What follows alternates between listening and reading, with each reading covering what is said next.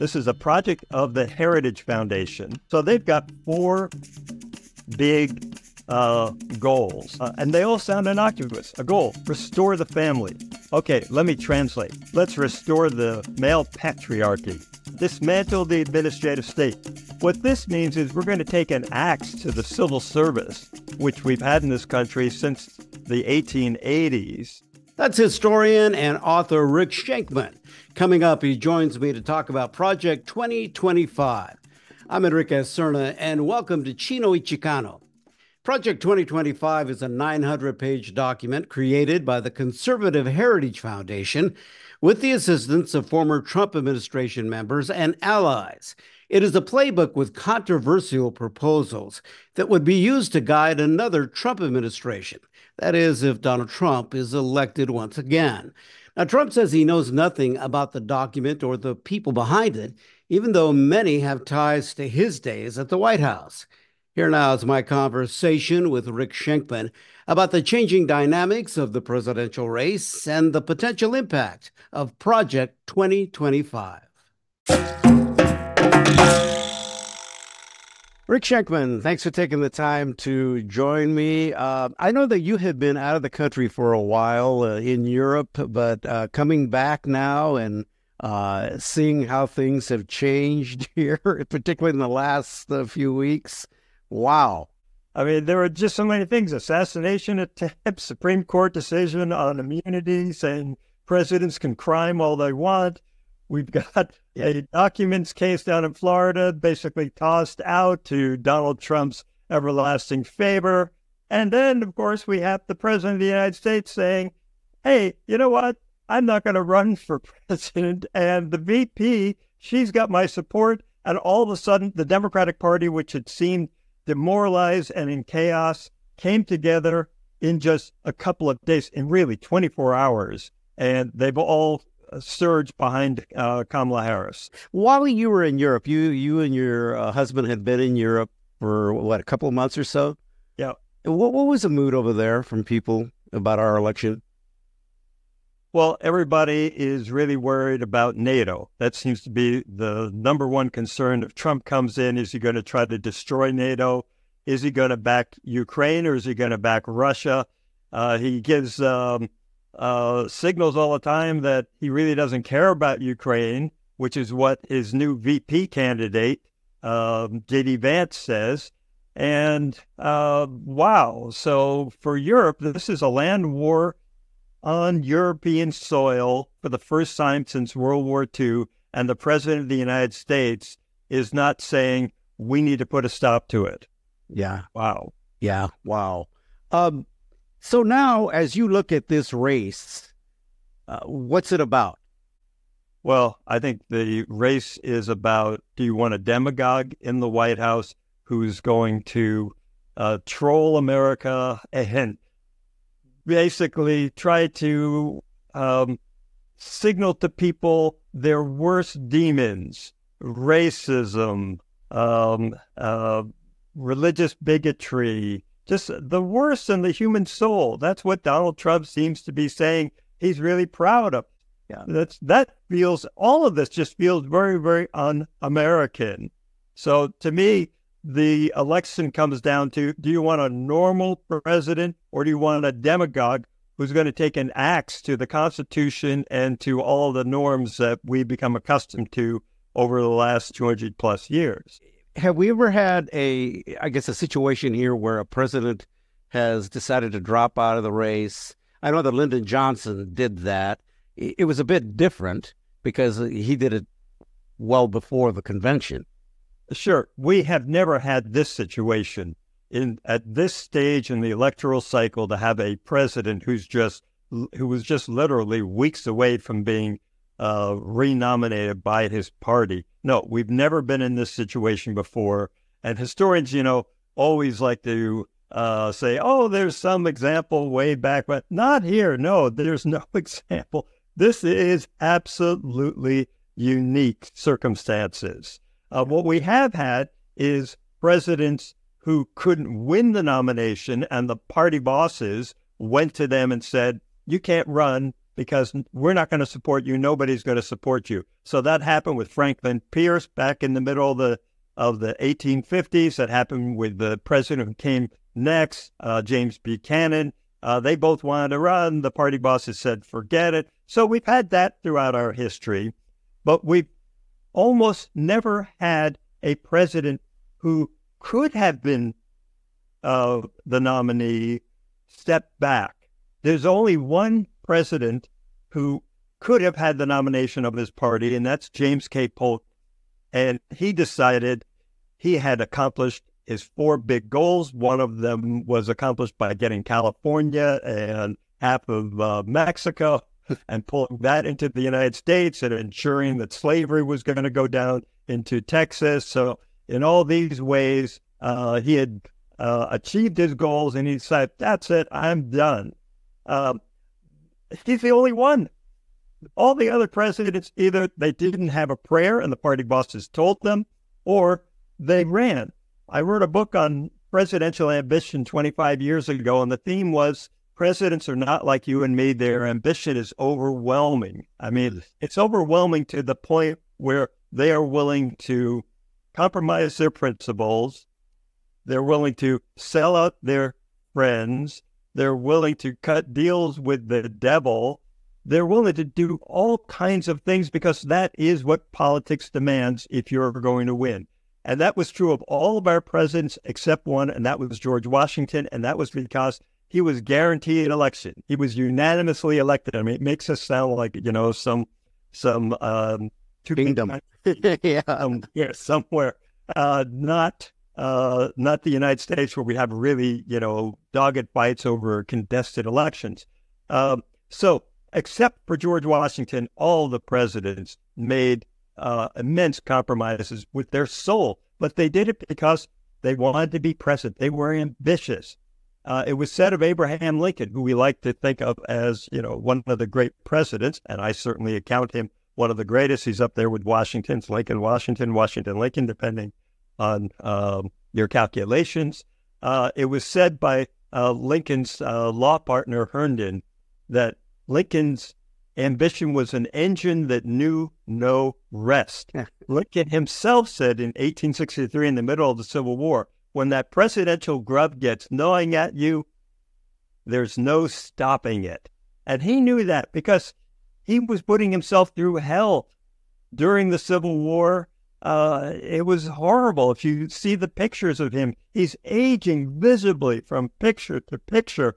And yet, of course, he runs again. Presidents run even after they have lost. Martin Van Buren lost the presidency once. He ran 2 more times. He even changed parties because he wanted to be in the room where things happen. Wow. I suppose Trump has that in common with it.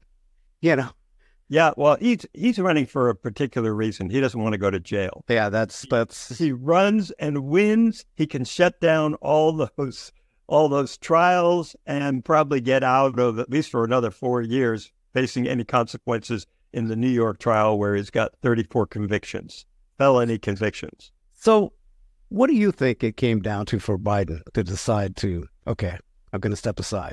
Because he was really being stubborn about it.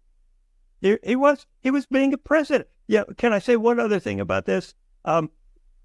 It sounds like ambition is a bad thing in a president because of all the horrible things associated with what they have done in service of their ambition. On the altar of their ambition, they've been able to do just horrible things.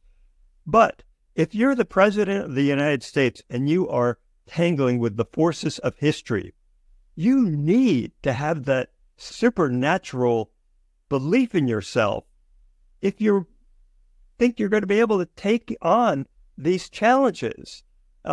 Taking on Russia after it invaded Ukraine. Imagine that. I mean, these are huge, huge decisions you're making. And only somebody who's got tremendous self-confidence can be in that job and be successful at that job. So it was no surprise to me that even though the polls were showing he was going to lose, that he was resisting it for 3 weeks. What is more amazing is that at the end of the 3 weeks, he finally decided, okay, for the good of the country, the good of the party. And as he said in his nighttime address the other day, ambition cannot be what this is all about. I have to do what's right for the country. I think in the end, he didn't want to be humiliated by a loss. He didn't want Donald Trump to win. And I think he understood that if he was at the head of the ticket, remained at the head of the ticket, he was going to lose. The polls were clear. And then, of course, Nancy Pelosi had made it very clear for 3 weeks she was willing to kind of be this figure behind the scenes. She was ready to come out and be in public and just say, this can't happen. Yeah. And if she did that, that would signal to the Democratic members of the House in particular, and probably the Senate, that they can come out now. And that would have just ripped up the party. It would have torn up Biden's legacy. And he'd know that you can't win if your party is not united. So let's talk about this Project 2025. It is, I'm going to have you explain it to me as best you can. I know that there's a lot to this, and it's like a conservative presidential wish list, is what it's been described as. Although Trump is distancing him from all of this. So yes, he issued a tweet after the news started to dig into what Project 2025 was all about. He issued a tweet saying, "I don't even know who's behind it," which was a lie. Let's deal with that lie right off the bat. So he says he doesn't know who's behind it. Well, let me just read off some of the names of the people who are behind it. Ken Cuccinelli was Trump's Homeland Security top deputy, and he is the author of one of the authors of Project 2025. Christopher Miller was the acting Secretary of Defense, the last Secretary of Defense in the Trump administration.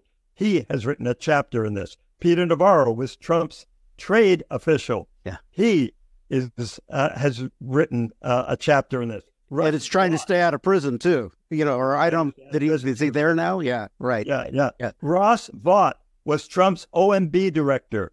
He is a big force behind Project 2025. So for him to try to distance himself from it, no. So now let's talk about what Project 2025 is. This is a project of the Heritage Foundation. Now, going back all the way since Reagan, they have issued these manuals for the incoming Republican administration to basically say, here's the conservative agenda. Here are people who you can put into key offices so that we can take control of the bureaucracy and we can really get things done. It's one of the reasons why Reagan was an extremely effective president. While he was apart from details, he followed the Heritage Foundation report. He put in place the people who believed or shared these conservative beliefs, and that gave a coherence to his administration. So he wasn't just reacting to events, he was driving events. And that's really critical for all presidents, whether you're a Democrat or Republican. You want to try to be in charge. Lincoln has a famous line saying, at the height of the Civil War, when he is virtually a dictator, he'd removed habeas corpus from certain people. And he said, I am not in charge of events. Events are in charge. Mm-hmm. And for Lincoln to confess that, well, imagine what most of his successors have found. So this is very, very important for helping a president get hold of the federal government and the federal government's agenda. You know, there's, I think, 4 million federal employees. The president's got a few thousand, I think 4,000 appointees that he can put into office. Usually it takes a year, 2 years before he actually fills all those positions. Well, with Reagan, they were ready from the get-go. And that's what the Heritage Foundation has been doing every time there's been a new Republican president. They've issued one of these things. They did it for George W., for George Herbert Walker Bush. Reagan set the model, proved it was a successful model. Now, let's get into the meat about this. Right. Because this is the part. So they've got 4 big goals, and I'm going to go through them and translate each one. Okay. So 1, and they all sound innocuous. A goal: restore the family. Okay, let me translate. What that means is screw the gays, screw the feminists, the people that Rush Limbaugh used to call the feminazis, and let's restore the male patriarchy. That's what that's all about. Number 2, dismantle the administrative state. What this means is we're going to take an axe to the civil service, which we've had in this country since the 1880s, and we're going to just put in our loyalists. If you remember, Trump tried to do this in his final months in office, where he created a new category of civil service workers. He was going to move hundreds of thousands of civil service employees from the schedule that they were in, which was a protected status, to what he called Schedule F. And Schedule F meant that you could be fired on the spot for anything. You didn't have to prove cause and all that stuff. Well, that's what they're trying to do with this report, is to say we basically want to Schedule F the whole bureaucracy. We want to make it so we can fire anybody at will. And they are creating teams which are compiling lists of tens of thousands of people who can be put into the bureaucracy so that they can take control of it. Mm-hmm. Now, here's the problem with that is, of course, they claim this is the administrative state. This is the deep state. Well, what is the deep state? The deep state are bureaucrats who basically establish rules for legislation that has been passed by Congress. And the object of these rules is to make the air cleaner, the water clearer. It's to make sure that unions aren't abused by corporate overlords. It's to basically force capitalism to have a humane face and say, we're not just going to let the capitalists run wild. That's what it's all about. And so they're really creating their own deep state. Yes. Oh, yes, that's the irony. Yeah. Because it's not going to be something that is visible and transparent. This is all stuff to put it behind the scenes so that the American people don't really know what's going on, because they don't want the American people to know what's going on. A lot of the corporate elites and Republican elites or MAGA elites who want to be able to free themselves of the chains that the administrative state has imposed on their industry or their corporations. They want to get rid of all these, and they want to say, we're free to do what the hell we want. Wow. Okay, number 3, defend our borders. Doesn't that sound great? Let me translate. Defend our borders means we're going to crack down on immigrants. Now, here's what's interesting. Project 2025 has the reputation now of being extreme. Donald Trump's policy is actually more extreme than what is stated in the 1,000 pages of the Project 2025 report. Donald Trump has basically said, if you came into the country illegally, you just crossed the border and you didn't ask for asylum, and, well, there are 12 to 15 million immigrants who are undocumented. He has said he wants to create a new department, and he wants this department of maybe 100,000 people outside of the Homeland Security Department just be immigration, and he wants them to go deport all of these people, put them in camps, and then orderly get them out of the country and send them back to wherever it was that they came from. Wow. I mean, we have had deportation policies.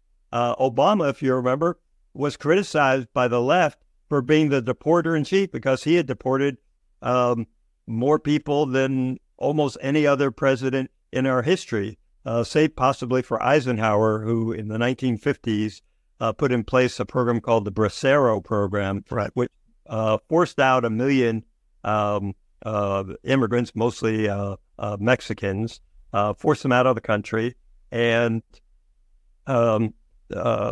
did something that Trump admires. Trump actually invokes Dwight Eisenhower and says, I want to do that. But he wants to do it not just for 1 million people, but up to 12 to 15 million people. The economic hit that the country would take, the moral hit that the country would take, the scenes. Remember the scenes when he was separating children from parents and how awful that was. Imagine this. This is like 100-fold, 1,000-fold. The scenes you would see on your television screens night after night would just be gut-wrenching. At the convention, that's what those mass deportation signs were all about. Yes, remember that? They're bragging about it. Yeah, right. Bragging about it. Yes. The fourth goal of the Project 2025 is secure our God-given rights. Now, this sounds like it's for religious freedom, but really what they're talking about is they want freedom to create either a Christian country. It's not like they want all religions to be privileged. And they're also talking about economic freedom. Think about this. The Christian nationalists have, until now, had to operate in the dark, subterraneously. They couldn't come out and be who they are. With Donald Trump, he's given them license to openly advocate that this is a Christian nationalist agenda, and that's okay. One of the things that they talk about specifically, concretely in the Project 2025 report is they want tax funds to go to Christian schools. So they're just making it absolutely blatant. They're being transparent and open about it. And I was like, I don't know about you, but I don't want my tax dollars going to a school that is promoting any religion, whether it's the Hindu religion or the Christian religion. No, tax dollars should be going to public schools and maybe to charter schools where they have a particular agenda on discipline or whatever, but not to promote. I mean, parochial schools are promoted by the Catholic Church. That's how it ought to be. Whoa. What's scary, too, about the immigration part of this is that this country has a history of back in, I believe, in the 30s, when Mexican Americans like me that were born in this country, were then deported. You know, where there was a mass deportation then where they scooped up folks, and it all had to do with the economy at that point, and also just this anger over immigrants maybe taking jobs at that point as well. But people that were actually Americans, and let's not forget what's happened to Japanese Americans in this country, were, incarcerated, and in the case of Mexicans, deported, but people that were actually Americans. Yeah, they want to go back to the period that was begun in 1924. So in 1924, the Congress passed a hugely popular anti-immigration bill that basically said, we will allow immigrants to come into the country, but they have to be from these specific countries. And basically what happened was Americans who had been here for 100 years and felt like this was their country, they had felt that the immigration in the 1880s and 1890s from Southern Europe, where Jews and Italians came over in huge numbers, millions came over in a very condensed period. It's the flood tide of immigration in American history. And that's because there were pogroms and there was a bad economy over in Europe, and they were coming to the land of opportunity. Well, they were reacting to that. They basically said, we've had enough of that.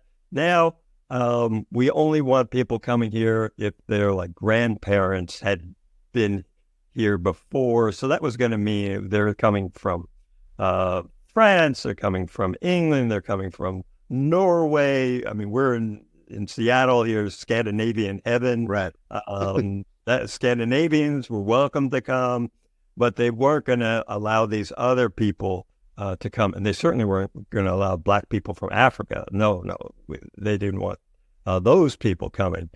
And that went all the way, that period began in 1924 and went all the way through to 1965.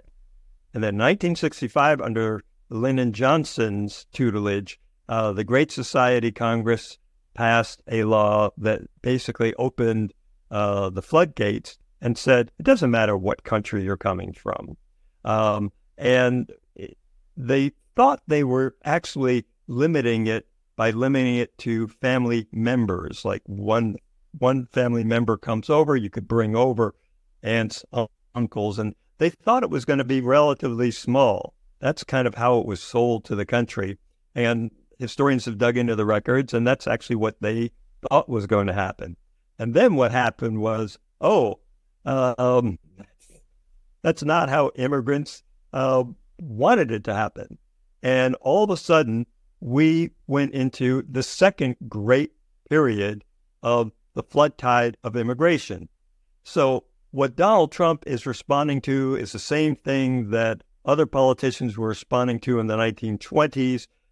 You get a flood tide of immigrants, most coming in legally, but obviously we've got this 10 to 15 million people who came through undocumented, and they became a problem as far as people like Donald Trump were concerned. Yeah. So you've got a big social change and the inevitable backlash and reaction. We've seen that it was 100 years ago in the 1920s. Now we're in the 2020s. We're getting the second phase of that kind of a social reaction. Yeah. And this from a guy who was married twice to immigrants, So married twice to immigrants. Yeah, exactly.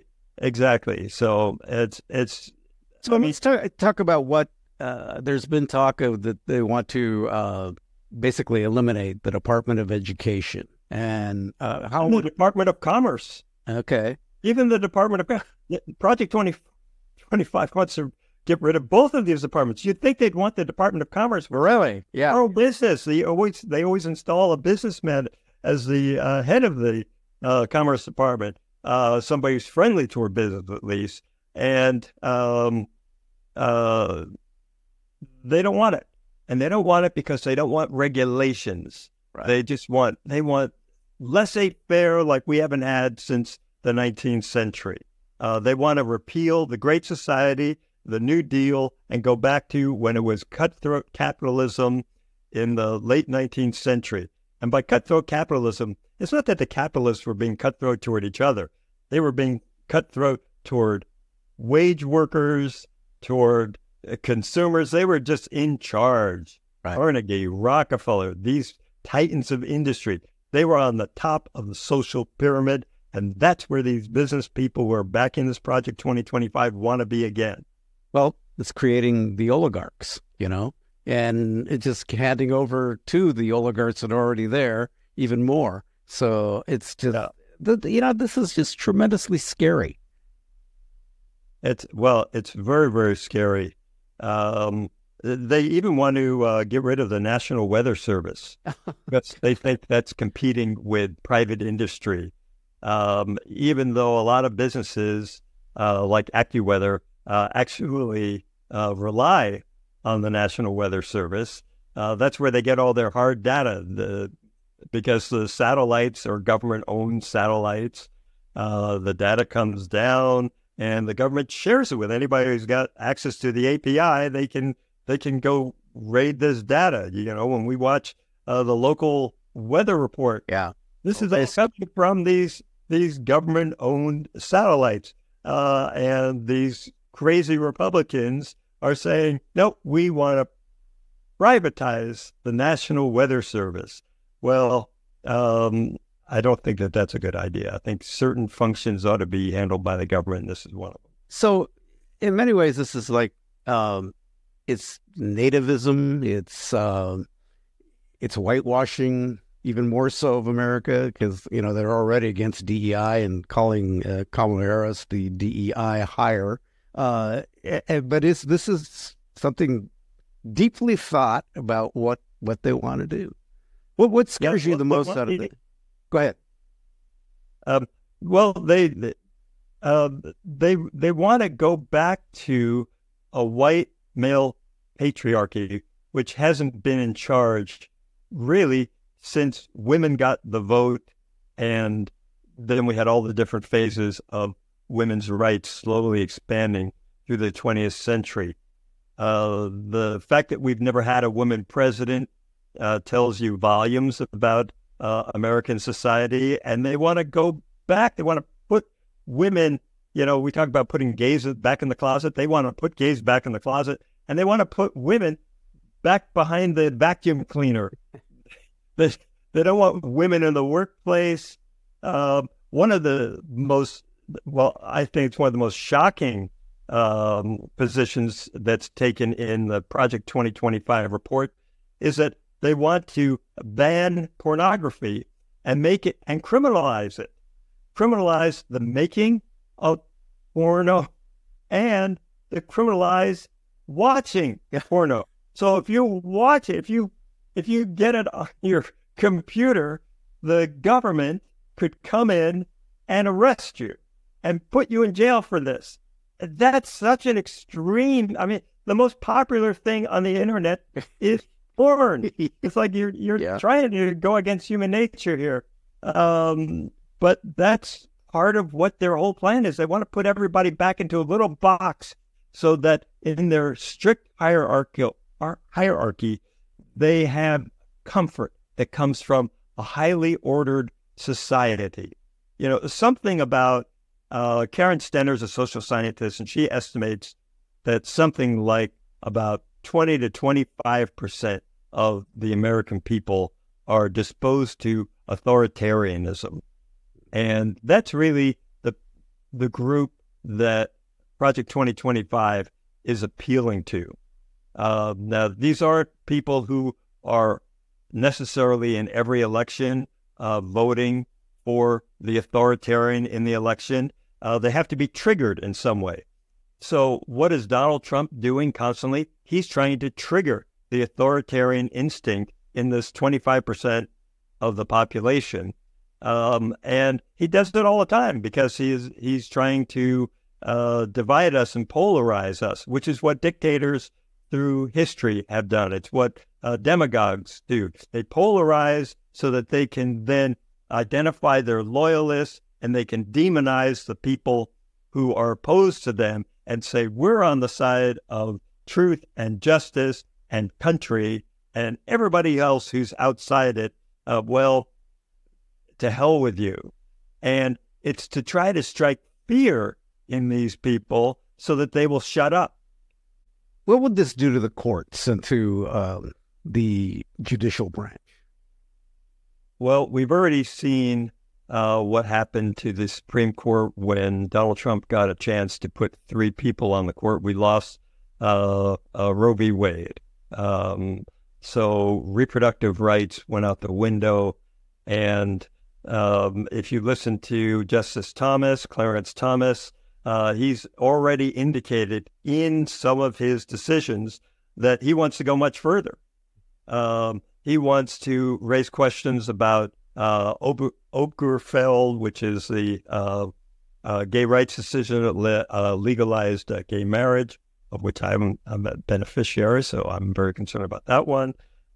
He wants to get rid of the ability of people to protect themselves from having a baby. Contraceptives. He wants to go after contraceptives, probably IVF, as well as on his agenda. So my grandkids through IVF, you know. Wow. Well, imagine, Donald Trump gets in there and first of all, he probably replaces Thomas and Alito, who are the two oldest justices on the court now, and he puts in somebody who's maybe in their 40s, and they'll be there for 30 years. And who knows, who else might go? Maybe another Democrat has, Sotomayor. She has health issues, apparently, and he could replace her. Wow, this will be a different country. And he's not just replacing the people at the top. He's also going to have a chance to filter down and put in place people like this horrible judge in Florida who threw out the documents case against him.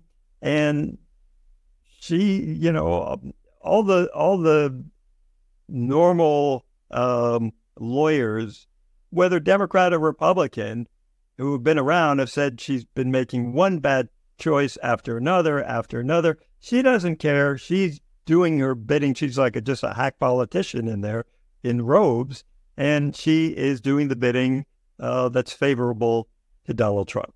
Yeah. So imagine more of those people like Judge Cannon on the bench, and you get some horror picture. Always we like to say every 4 years, this is the most important election of our time. Well, I think that in 2016, 2020, and now 2024, you can say these have been momentous elections. And what's the common thread through them? Donald Trump is a threat to our democracy and our republic, and he's on the ballot all 3 times. Right. I would encourage folks to really take a hard look at this Project 2025. I know it's a big 900-page thing, but research it, take a look at what it is, what it could possibly mean. I want to ask you a question. I have a 18-year-old nephew, really bright kid. I really love him a lot. He's about to go to college, but we were having a conversation, and he told me that I said, "Hey, you looking forward to voting in your first presidential election?" And he said, "I'm not going to vote." And I said, "Why?" And he just said that he felt like he didn't know enough about stuff, which sort of shocked me because I said, you're a really smart kid. Study like you've done everything else and take the time to look at it. Of course, he says, "You got an opinion." I said, "Yes, I do. But to me, voting is like the biggest thing." What would you tell a young person today or anybody who thinks that, well, my vote doesn't count or doesn't make a difference? Well, I wrote a book back in the aughts called Just How Stupid Are We? And I explained in the book that most voters don't know anything about politics. So your nephew should not be concerned that he doesn't know enough. Well, just join the majority. There's a wonderful quip from Adlai Stevenson, who was a Democratic candidate for president twice in the 1950s. At one point, he was getting into his limousine, and some woman shouts out to him, "All thinking people are behind you, Mr. Stevenson." And he responded by saying, "That's not enough. I need a majority." I mean, a majority of the American people don't know we have 3 branches of government. A majority of the American people thought that at the eve of the Iraq War, on the eve of the war, that Saddam Hussein was behind 9/11. Your nephew, tell him, don't worry that you don't have a PhD in politics. I would do when I go out and I give lectures on politics. I always tell people, look, read the Wall Street Journal or the New York Times every single day, and don't just read the fun stuff, the Wordle or whatever.